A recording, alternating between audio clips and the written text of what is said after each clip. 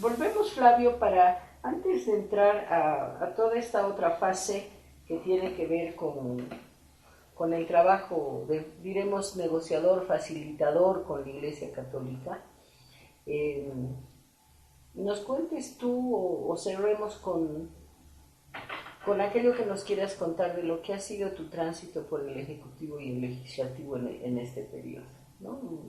Un cierre. Bien, yo partiría diciendo que cuando asumí y expliqué las funciones de ministro, me estaba enfrentando a un programa preestablecido y a intereses muy particulares de cada uno de los componentes de la unidad democrática y popular. Que sí eran partidarios, sí tenían partido. Exactamente. Entonces, yo me encontré con una tendencia, en primer lugar, de parte de mi grupo, a los incrementos salariales. Y eso para mí fue motivo de una gran preocupación y además de una gran discusión, al extremo que en un momento determinado a don Nancy de Suazo le sorprendió que tuviera una posición dentro del gabinete muy radical con respecto al punto, indicándole el siguiente episodio. Yo le dije, don Hernán, acá en su gabinete se están repitiendo hechos que para mí no son de mi agrado. Y le dije muy claramente, usted me ayudó a repatriar los restos del general Torres, porque así fue, porque el general Torres estaba enterrado en México y lo trajimos para enterrarlo en La Paz. Y yo no quiero, le dije, enterrar a otro presidente por las mismas circunstancias que pudieran darse frente a una política como la que están sugiriendo, que es la de incremento salarial desmedido, desbocado, ¿no? Porque eso a usted lo va a llevar a un punto de ingobernabilidad total. Y mientras yo sea su ministro, no voy a aceptar esa línea.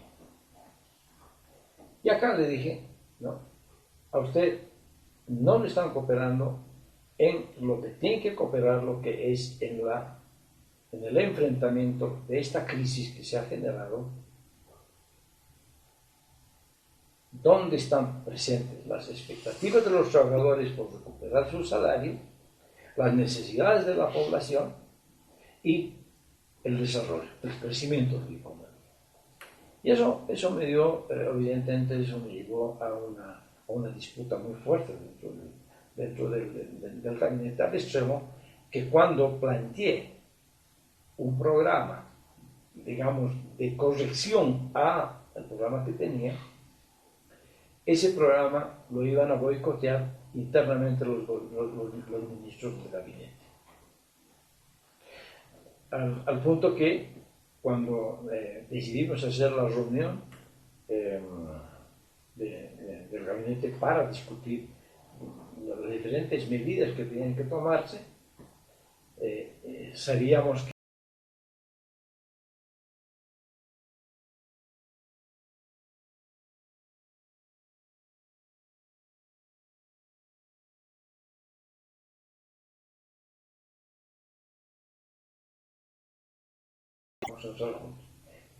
fue una casualidad que ocurrió eso, porque eso me permitió explicarle a don Hernán de ese problema que se iba a presentar en ese gabinete. Entonces le dije, ¿por qué no hacemos un cambio? En lugar de proponer todas estas políticas que son de ajuste, propondremos el presupuesto que yo lo había hecho con muy pocas personas con la idea de que sin presupuesto no tienes tú una camisa de fuerza o de ordenamiento, ¿no?, que pudiera parar un poco la presión social. Y se indica, porque con el presupuesto ya no se puede hacer ajustes o reajustes porque ya hay un techo, etcétera, etcétera. Eso lo trabajé solo con la cooperación de algunas personas. Y tenía el proyecto de presupuesto. Tan es así que cuando llegamos al gabinete, se presentó ese proyecto de presupuesto y los desubicó a los ministros que estaban esperando otra cosa. Entonces eso muestra que don Hernán estaba solo en su emprendimiento como presidente de gobierno, ¿no?, en materia de desarrollo, que es lo que se necesitaba realizar, ¿no?, tarea que se necesitaba realizar para poder contrarrestar, ¿no?, vuelvo a repetir, las expectativas de recuperación de salarios y las presiones políticas y sociales de un Congreso adverso, con muchos enemigos. Esto también implicaba, ¿no?, parar el fenómeno de la desdolarización. Y al parar el fenómeno de la desdolarización, ¿no?, significaba que teníamos que derogar el decreto de desdolarización, pero ya solamente para que sea válido, o para invalidar más bien, ¿no?, la desdolarización del sector agrícola. Porque se había hecho un programa de desdolarización, primero por los comerciantes, que era obvio, son los primeros que van a transar bienes para empezar la economía, otra vez el juego de la economía. Segundo eran los industriales, que tardaron un poco más. Tercero, los mineros, que también tardaron un poco más. Y finalmente los agricultores, bueno, había que pensar el tema no era tan simple. Entonces ahí don Hernán me dijo, no es posible hacerlo, porque la mayor parte de los productores, los más importantes, son cruceños. Y yo tuve televinto, hemos hablado. Y el segundo televinto significaba, pues, dejar sin efecto la desdolarización del sector agropecuario que estaba sentado en Santa Cruz. Don Hernán tiene una perspectiva política, y era razonable. Y tan razonable que cuando llegó un punto en que era necesario ya frenar la presión social, yo hablé con don Hernán la idea de un estado de sitio.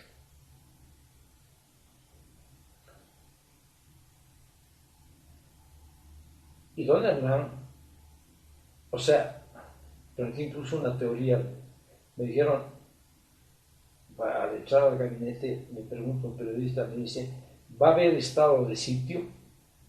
Porque todo eso lo batea pues, en la prensa, todo. Entonces, los seres humanos trascendemos inclusive por los poros lo que queremos hacer muchas veces, ¿no? Y los periodistas pensaban que en ese momento se estaba discutiendo ese tema. Entonces yo le dije, no va a haber estado de sitio, lo que vamos a hacer es poner al Estado en su sitio. Esa fue mi respuesta, ¿no? Bueno, me entré. Entonces don Hernán me dijo, no podemos hacer un estado de sitio porque si los militares no me obedecen, entonces la democracia se derrumba. Y mi prioridad es la democracia, no la economía. Bueno, entonces evidentemente un programa de ajuste sin fuerza, sin coerción, va a ser siempre un saludo a la bandera. Peor si no tienes control del Congreso y si tienes además un grupo político opositor adverso que estimulaba justamente lo que no tenía que estimular, que era la presión social.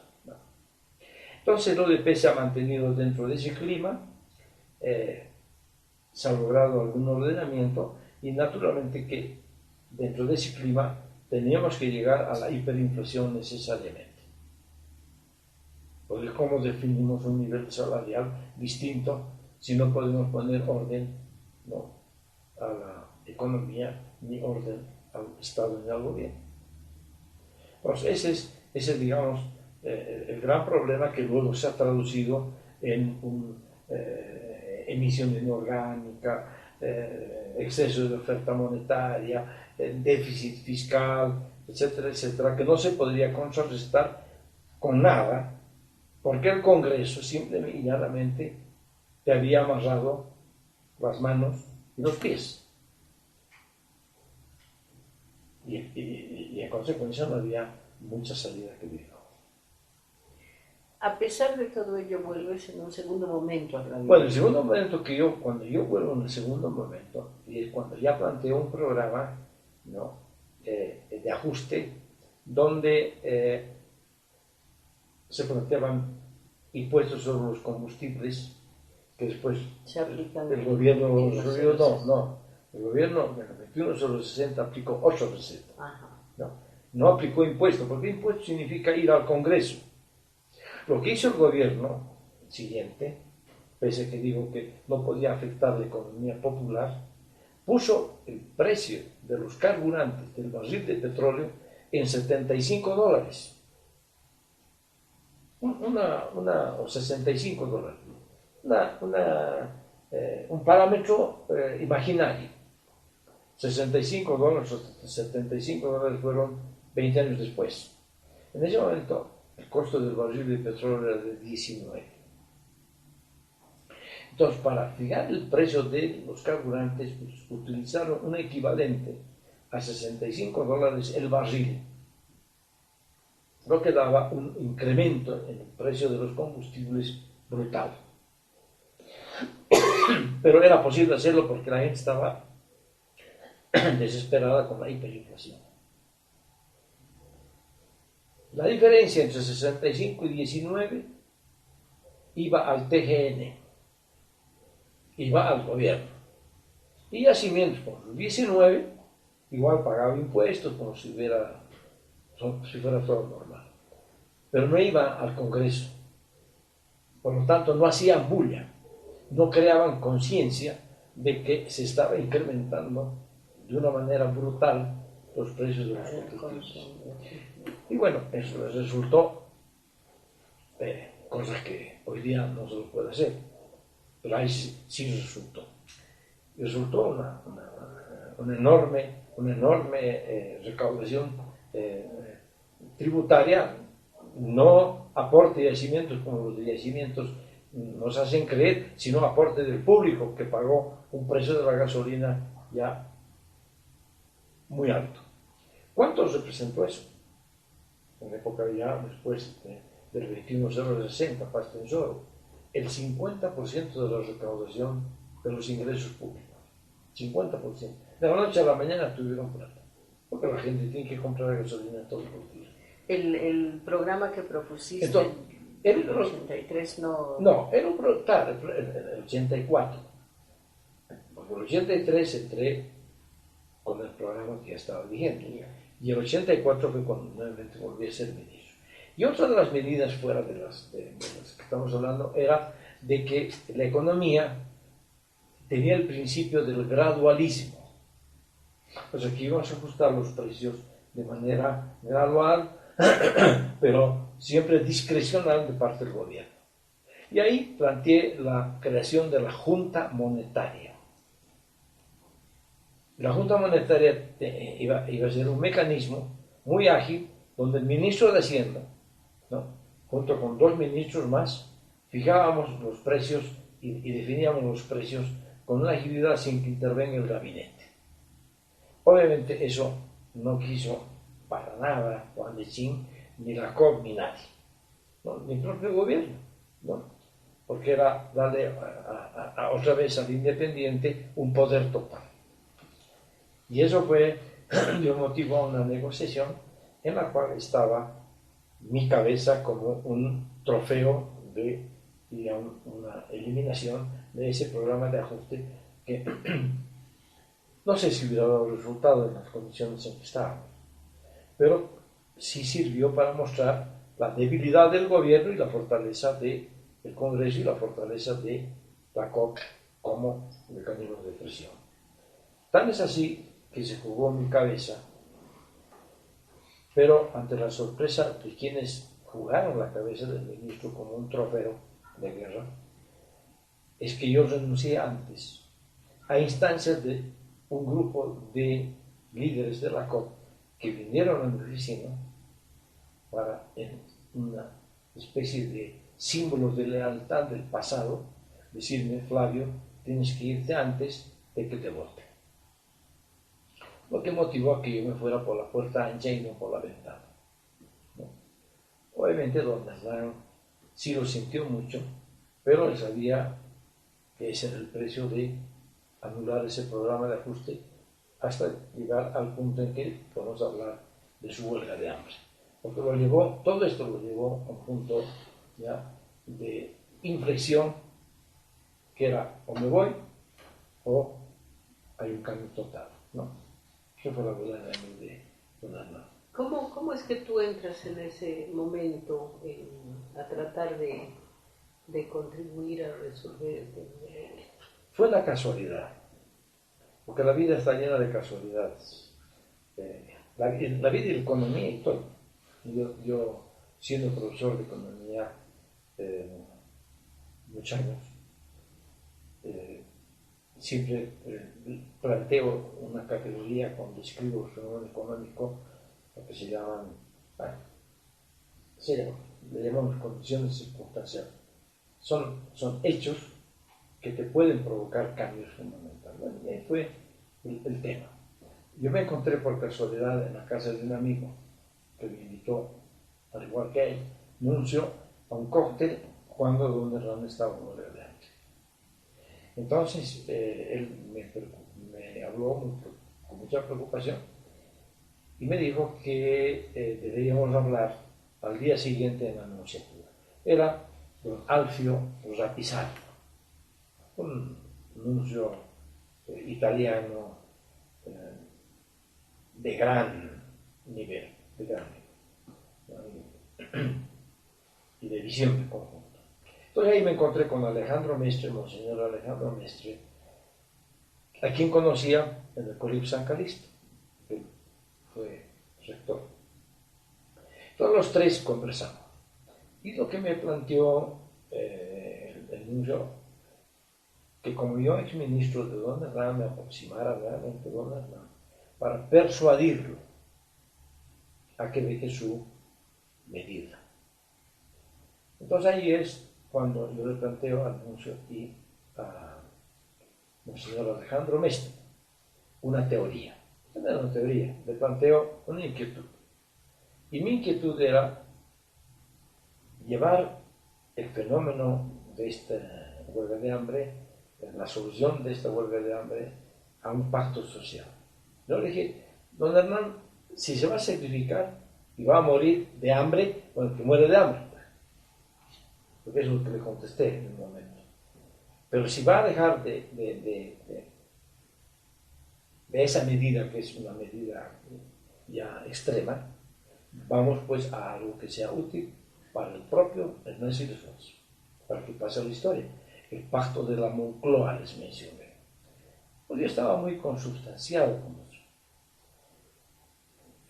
Una vez que estuve en España, fui a indagar, participé vi un congreso de los españoles en el marco del pacto de la Moncloa, etcétera, etcétera, y les expliqué en qué consistía. Entonces ellos me dijeron: muy bien, vaya a ser, vaya a...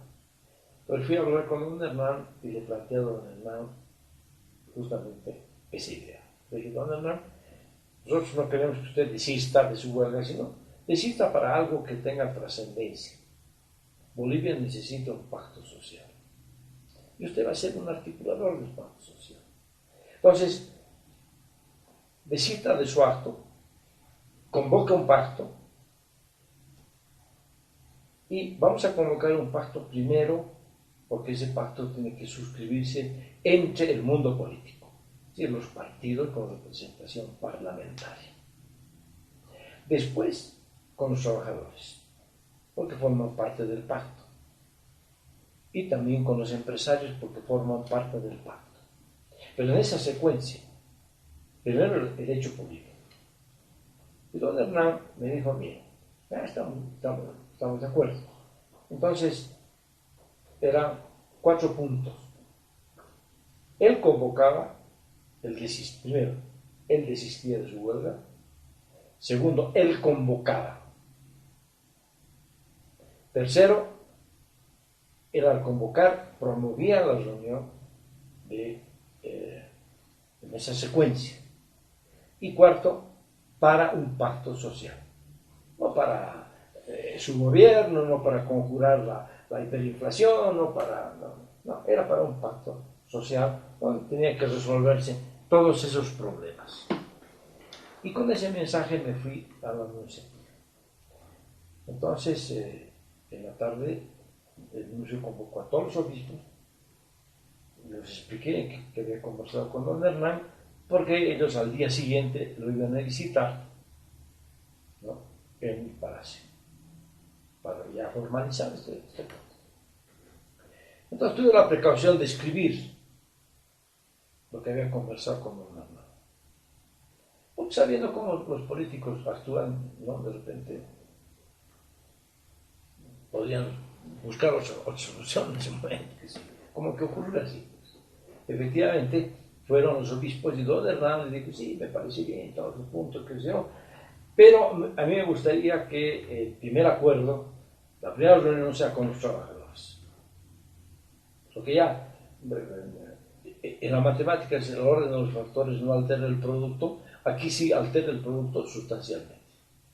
No hay pacto social, hay un pacto de la UDP con los trabajadores, ¿no? Y después, bueno, otra vez seguimos en el mismo juego. Y entonces los obispos le dijeron, don usted ha pactado con Flavio esto. Demostrado.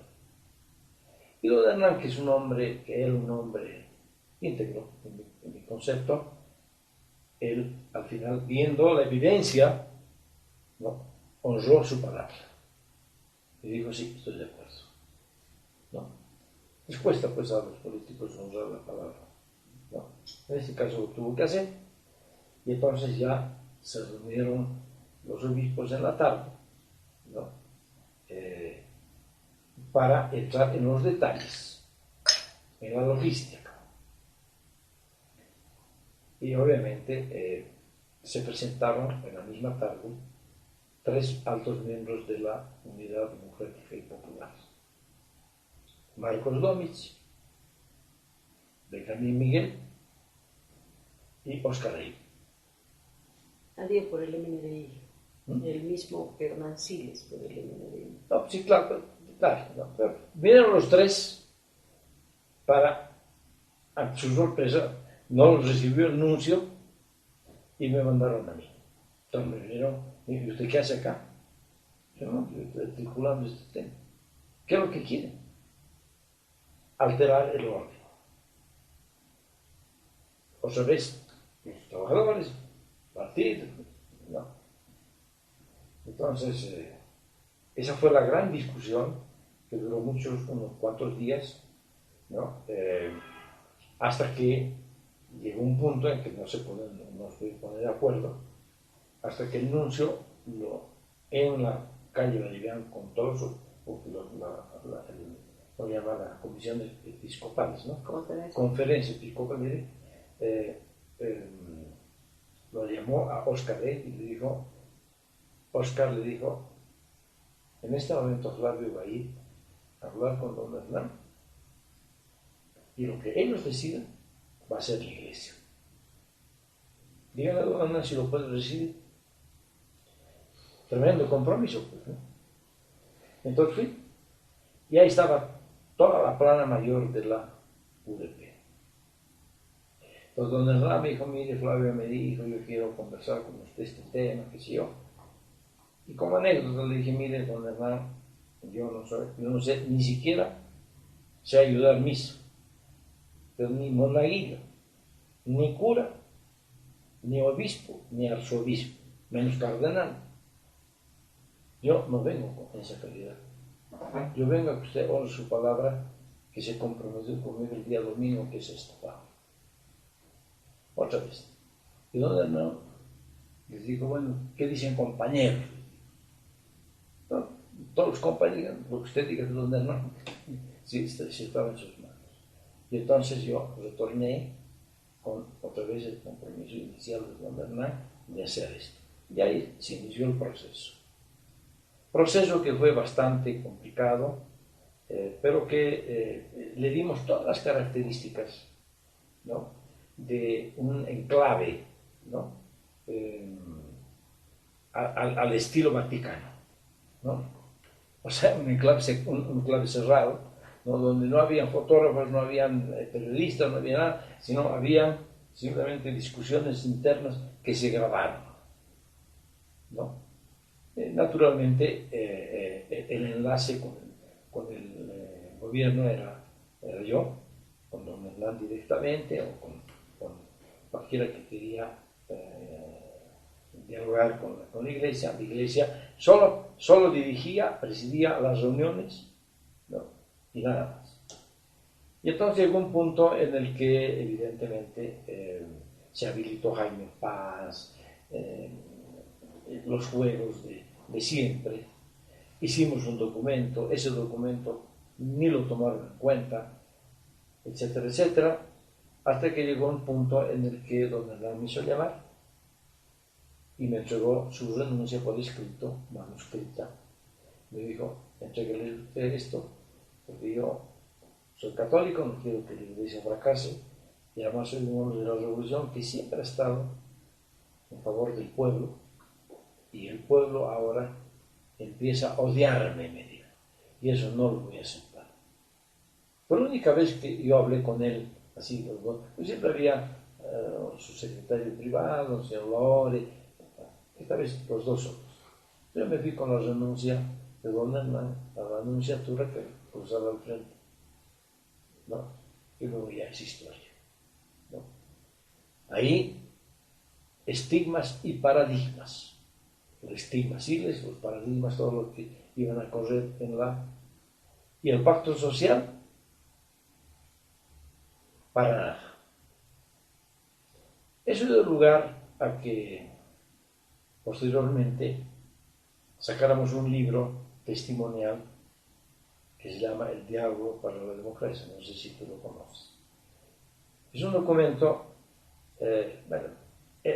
enuncio por la naturaleza de mi trabajo, qué sé yo, ¿no?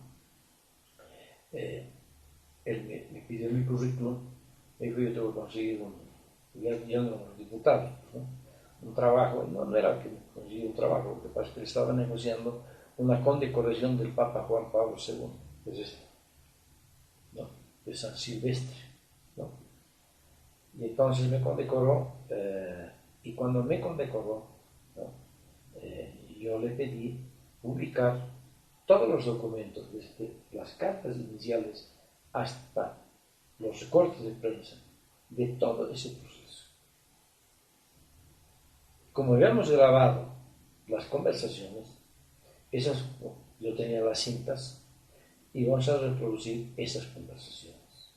Es un documento histórico que deberías tener, debería ser de conocimiento mucho más amplio, ¿no?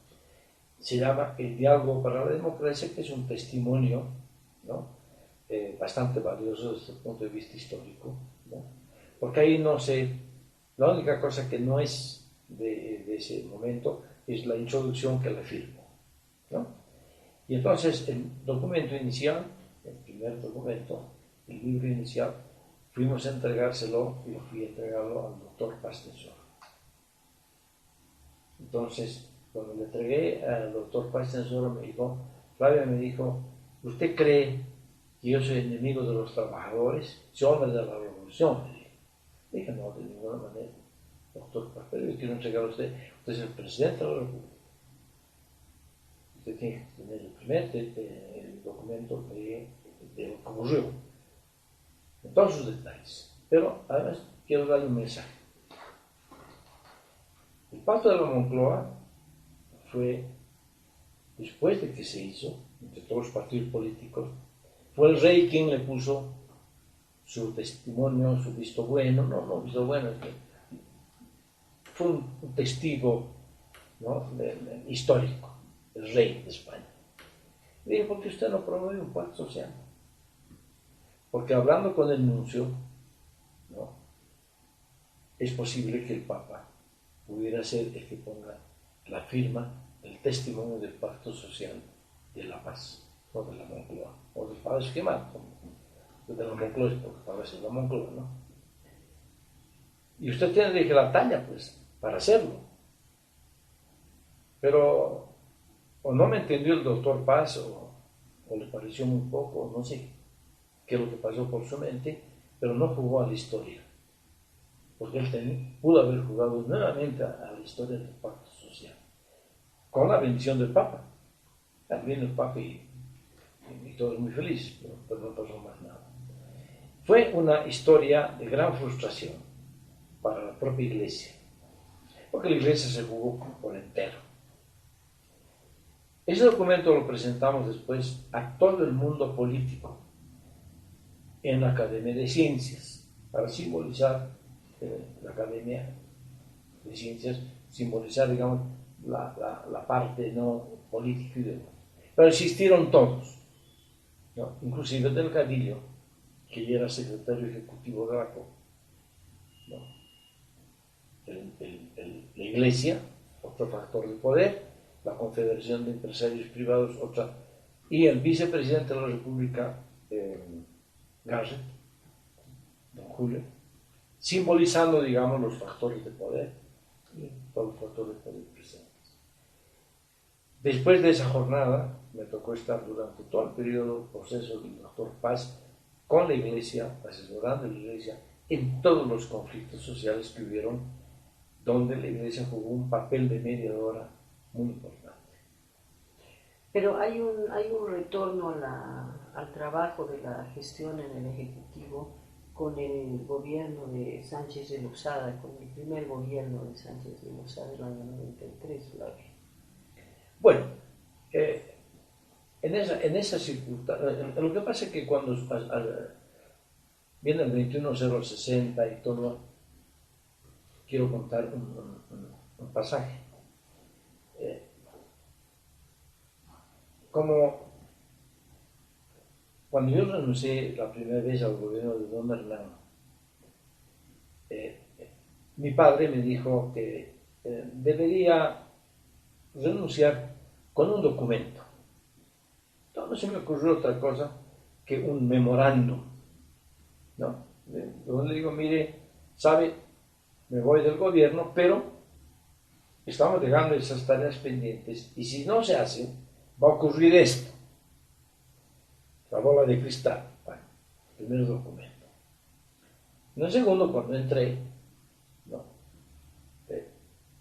Dije, este es el programa, estos son sus elementos. Y a cuando me dijo, mire, me dijo, entre usted al gobierno, y, es otra historia, entré al gobierno, entramos un acuerdo con el MIR de caballeros, un pacto de no agresión, por mi primera experiencia.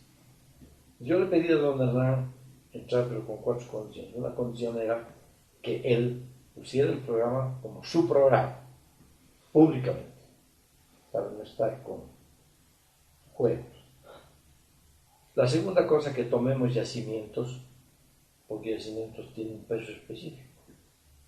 Boicotea y ahí está la plata. Tercero, el Banco Central, que es el corazón financiero. Y cuarto, si encontramos corrupción, pues...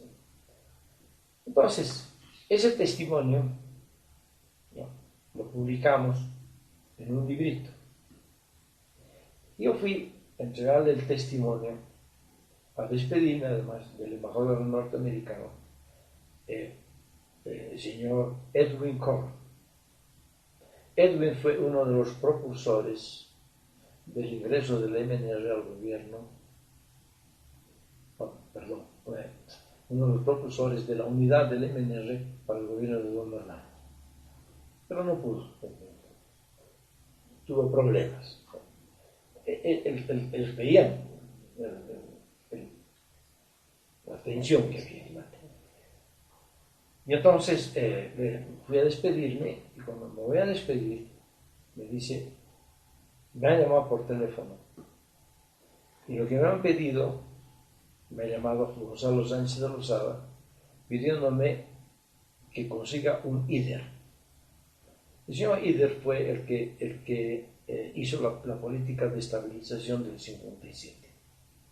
Entonces consiga otro gringo para hacer lo propio. Entonces el embajador decía, ¿y qué IDER voy a conseguir? Y ahí lo consiguió a Sachs. ¿No? Bueno. Entonces parte de la anécdota es que Partensoro quería un programa de ajuste muy distinto del que le habían preparado. Era otro programa de ajuste. Entonces, evidentemente, los conflictos durante todo el gobierno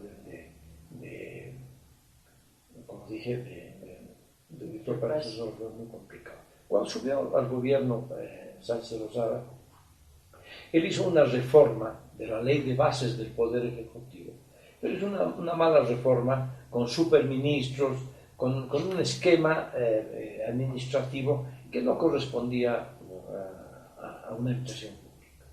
A raíz de eso es que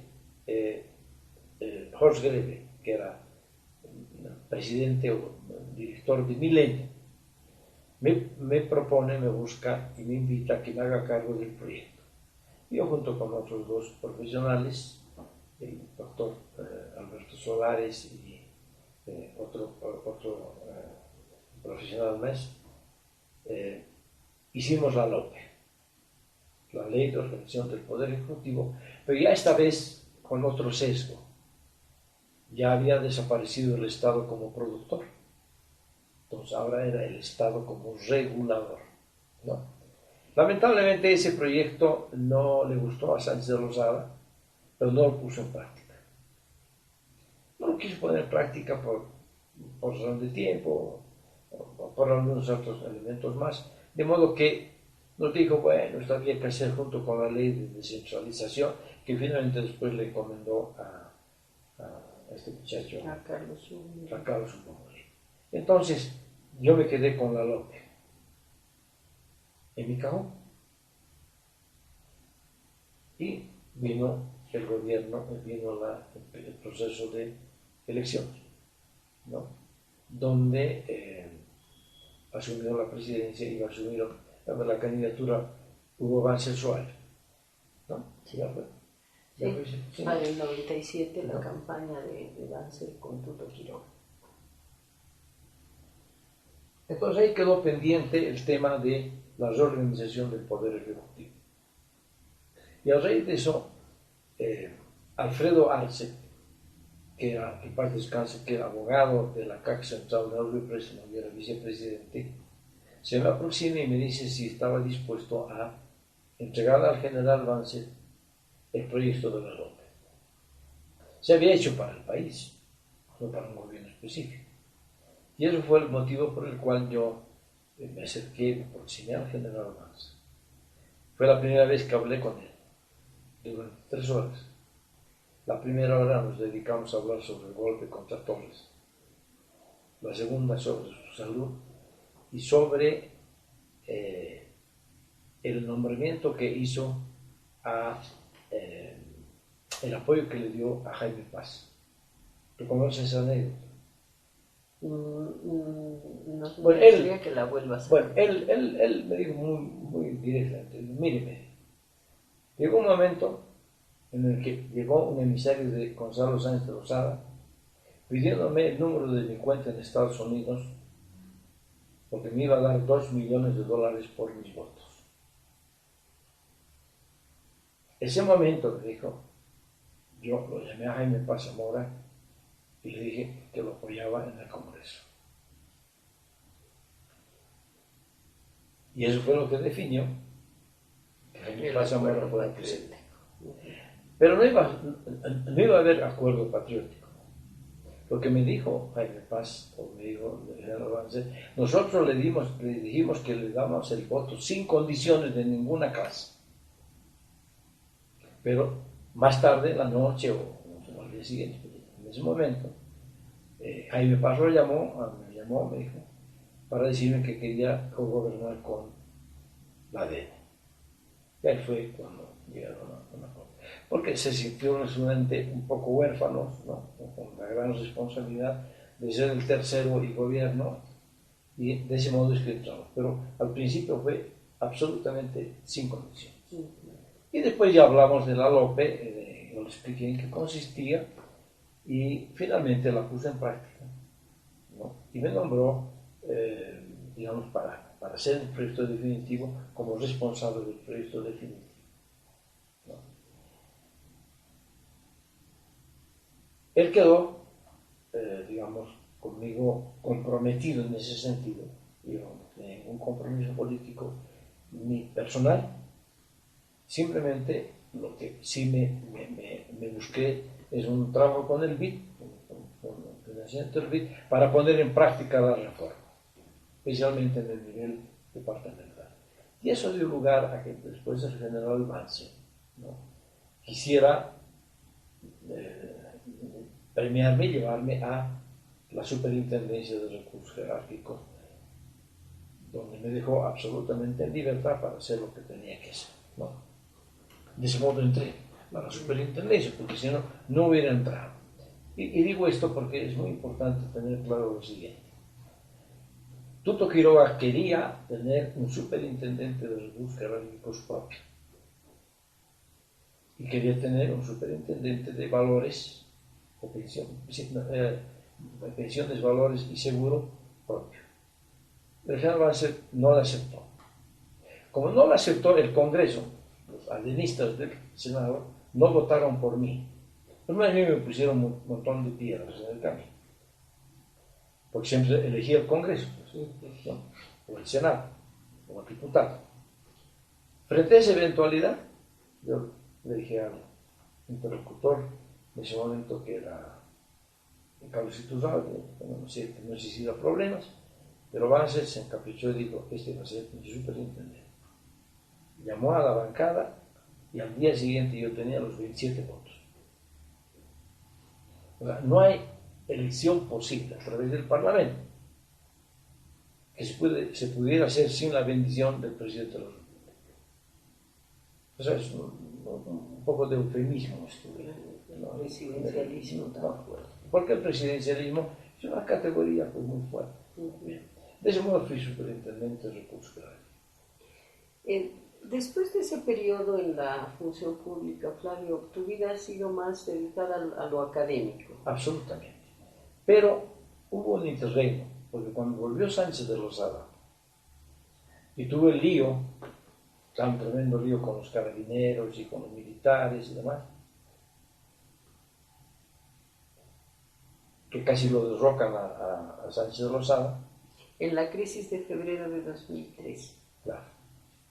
Ahí, en esa crisis, yo estaba dando clases en Santa Cruz, en la vía académica, y lo busqué al cardenal, a quien no lo había visto desde la época del Pacto Primero. ¿Por qué no lo había visto? Porque él ya no podía venir a la altura.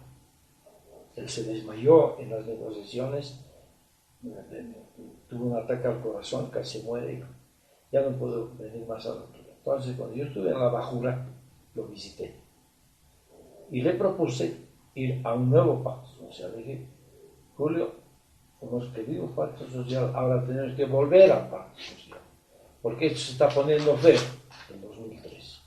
Bueno, largo sería contar, está escrito en el libro de Historia Económica de la República de Bolivia todo el detalle, pero solamente dos elementos. En el primero, para convencer a los obispos de ir hacia el pacto social, el cardenal me pidió que hablara con los políticos para ver si estaban de acuerdo. Yo hablé con Evo Morales, estaba de acuerdo; hablé con Martín Rodríguez, estaba de acuerdo; hablé con Jaime Paz Amor, estaba de acuerdo; y hablé con Juan Carlos Durán, que representaba a don Sánchez de Lozada, estaba de acuerdo, y a la Confederación de Empresarios. Con ese acuerdo es que fuimos al pacto, convocamos al pacto, pero fracasó. Fracasó porque ese pacto lo cruzaron primero derechos humanos con otro pacto. Waldo Albarracín cruzó ese pacto, pero también había un elemento, un antecedente. Sánchez Lozada estaba negociando con Evo Morales un pacto entre ambas agrupaciones. Y cuando eso fracasó, esta vez Chacho Justiniano, que paz descanse, el ministro, me hizo llamar para reencaminar este pacto cuando ya era demasiado tarde, porque ya Evo Morales no estaba de acuerdo. Y fracasamos en el segundo intento. A partir de ahí, mi vida es la academia, en la universidad. Y la producción bibliográfica. Exactamente. ¿Cuántos libros publicados, Flavio? Bueno, yo tengo 4 libros publicados, ¿no? El último es el de la historia económica de la República de Bolivia, y vamos a presentar en el curso de los primeros meses del próximo año un otro libro que es la historia de Obando Torres, ¿no? Esto a pedido, a solicitud de la familia Torres, que quiere que se escriba la parte no política del gobierno de Torres. Yo creo que hay una gran lección, y claro, uní Obando Torres, porque Torres por sí solo no representa mucho, pero sí Obando Torres representa una idea de ir hacia inflexión del proceso que estaba viviendo para retomar la revolución nacional, ¿no? Pero con otros, con nuevos criterios, digamos, ¿no?